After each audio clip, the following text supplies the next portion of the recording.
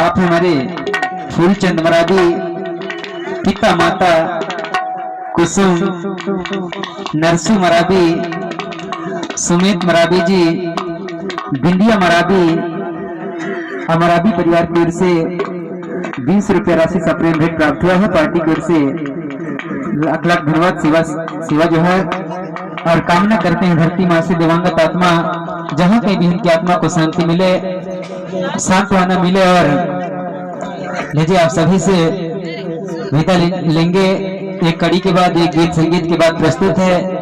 जब हमारे बीच से कोई भी व्यक्ति, कोई भी प्राणी जब निकल जाता है, चला जाता है, हम हमेशा के क्षण के लिए, हमेशा के लिए हम सबको छोड़ करके चला जाता है, तब इसकी अंतिम विदाई कैसे करते हैं लीजिए गीत के माध्यम से।